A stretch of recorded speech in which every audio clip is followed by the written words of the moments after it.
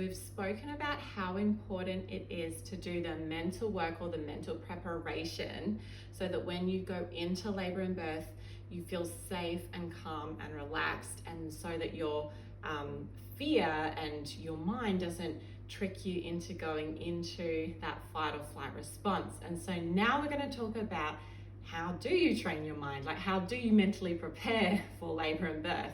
It's not easy, but these exercises can really, really help, okay? And I just want to point out that consistency is key. Like any kind of training, it's about repeating these things over and over and over again, okay? Because what we know, the way that our brains work is it's kind of like if we tell ourselves something about ourselves repetitively, or if we do the same thing every single day, that becomes our reality, that becomes then how our brain thinks. It's kind of like walking the same path through a forest every day. You know, by the time you walk that path 100 times, that path is really set. It's really, you know, the forest is cleared there, and that becomes a really easy path to take. And so sometimes what we need to do is, you know, if we're trying to think a different way, is we need to let all of the bushes on that path grow over, and we need to create a new path.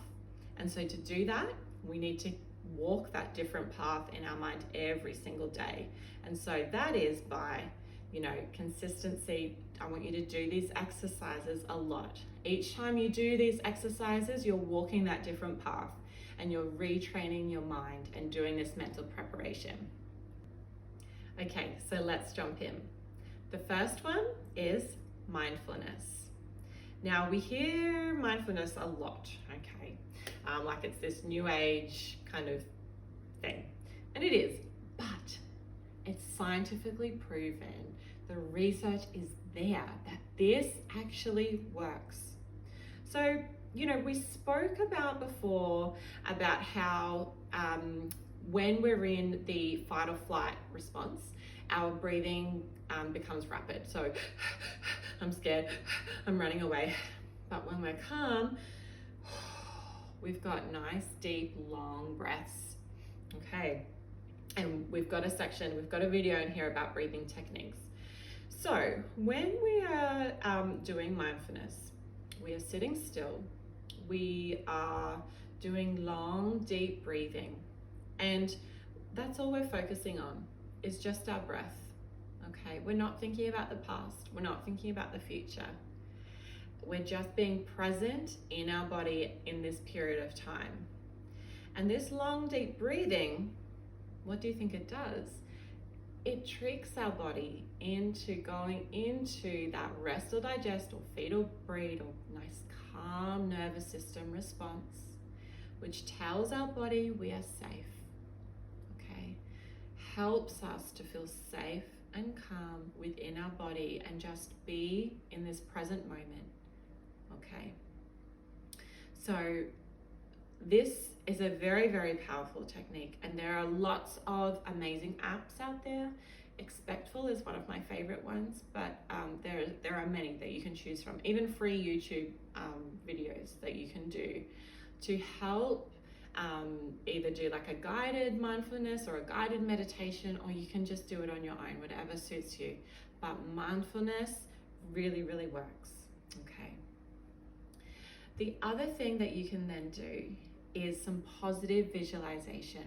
Now again, sounds like new age kind of crazy stuff, but scientifically proven.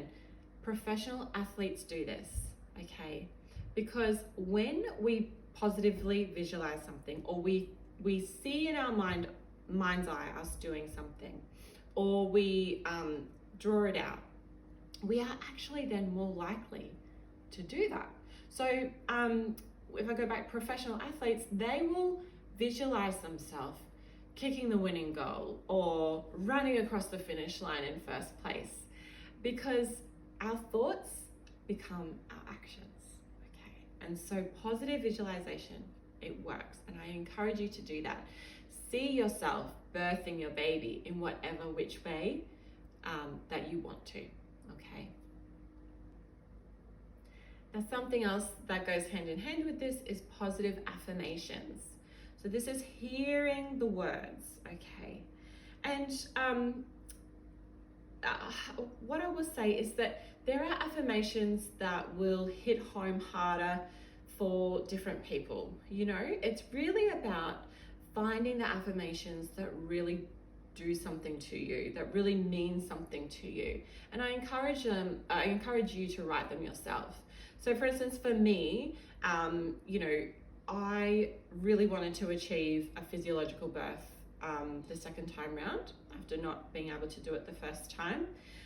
So my positive visualization was, my positive affirmation was short-term painful, long-term gain. I knew that no matter how painful it was in that period of time, that if I could do it, that I would feel so empowered for the rest of my life. You know, that it would stay with me for the long term, okay? So that one, you know, really hit home for me. So I encourage you to come up with your own that really work for you. You can write them down, put them on posters, put them in the room, take them into hospital, give them to your birth support people so that they can say them to you, and they can be really, really powerful as well. So something else that might help is breaking it down. Okay, so, you know, if we view labor and birth as, you know, oh my gosh, 18 hours or whatever it's going to be, 24 hours, you know, that just seems so long. There's no way I can go that long. That's huge. You know, if we then broke it down into smaller, you know, more, I guess, manageable goals, then before you know it, you've climbed the whole mountain, okay? So, you know, even when you're in, say, early labor at home, if all is well, just challenge yourself to another hour. Just see if you can do another hour or two at home, you know. See if, do you know what, I'm gonna watch a movie and see if I can get through a movie, you know, and just give yourself these little mini challenges along the way, okay? And so having a think about in your pregnancy, you know, how you can break it down in your personal circumstance and what those little mini challenges are going to be, so that you can really use that when you go into labor and birth. And so the next one, and this is a really, really powerful one, is loving yourself, okay? We actually, not many of us love ourselves. And it sounds a little bit, you know, like, oh, narcissistic or, you know, up yourself or whatnot. But actually loving yourself is so important, okay? I want you to love yourself enough that when you are making decisions about your pregnancy, your labor and birth, your postpartum period, that you are making these decisions about what is best for you, not to appease someone else, okay? And remember that appeasing is actually falling into that sympathetic nervous system response, because we're not actually staying in control. We are handing over our control, okay? So as an example, you know, if you are being really pressured into a medical intervention, let's say an induction or something like that, and it's really something you don't want, you don't agree with, we want you to love yourself enough that you will say no, that you will do what is best for you and for your baby, okay? Not just agreeing to things because you want to make someone else happy or someone else like you. You're probably never going to see that person ever again, you know, so, or even if you do, you're the one that's got to live with this for the rest of your life. This is your body and your baby. So make decisions that it's best for you and your body and your baby and your overall health, okay? So practice putting some boundaries in place in your day-to-day life now. And that can be even just little things like, let's say, for instance, you're at work and, you know, someone says, oh, can you just finish this off for me? Or can I just get you to do this for me? You saying, actually, no, sorry, I've got enough on my plate, and I'm going to need you to find a different solution. Just practice saying no. Practice doing what's best for you in your day-to-day life. And with that then comes that self-love, okay? Another way that we can find self-love is through something called acknowledgement. And now I know that some people might find this really corny, but it is really powerful. And so this actually involves transforming a lot of the negative opinions, a lot of the negative messages that we receive as women about our bodies. We are told from a very young age that our bodies are not good enough. They're too fat, they're too skinny, they're purely just for men's entertainment or, to be sexualized. We should look a certain way, and it's all rubbish, okay? Our bodies are powerful, and when we are growing our human life, they are working really damn hard. So I want you to acknowledge your body. I want you to look at it and tell it out loud. I see you, I see how strong you are, I see how beautiful you are.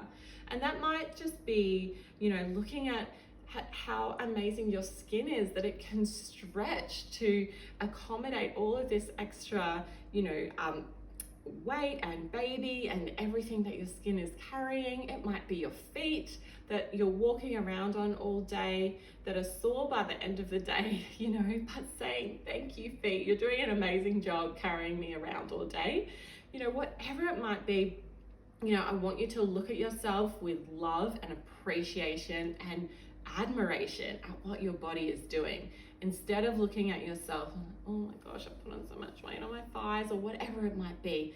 Shifting those negative messages to positive ones and viewing yourself as powerful and strong and beautiful, okay?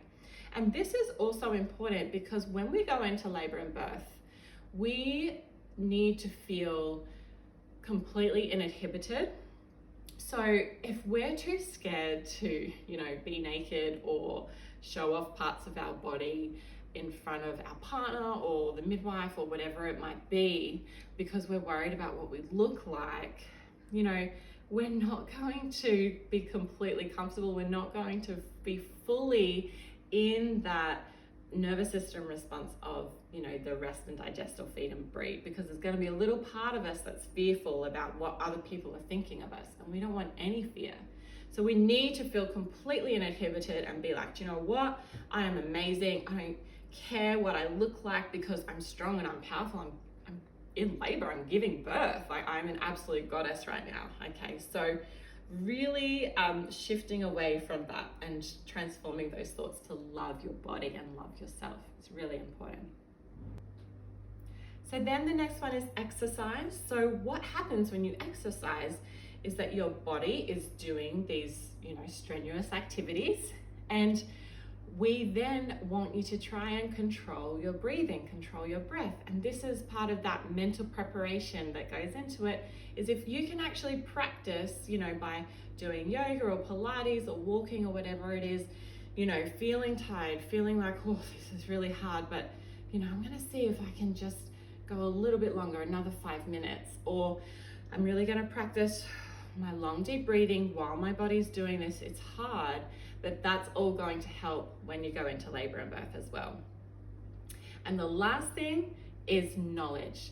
Please don't let this course be the end of your quest for knowledge about labor and birth, about having a baby, about yourself. Really, knowledge is power. The more knowledge you have, then the better the odds of you having a positive, empowering experience of labor and birth is. Okay, so make sure that you're really having a look at where you get the information from. I'm not just talking about reading Mary Jane's birth blog, about her traumatic birth experience, because we don't know the context of things that have happened. We don't know, that's her experience. It's not actually science and evidence, and it's not going to be beneficial for you. So when you're gaining information, when you're gaining knowledge, look at the person who's delivering it. What qualifications do they have? What experience do they have? Before diving in and giving that information too much weight. But knowledge is super duper powerful. So like I said at the start, really trying to practice, even if it's one of these things every day, is really going to help you in your mental preparation for labor and birth.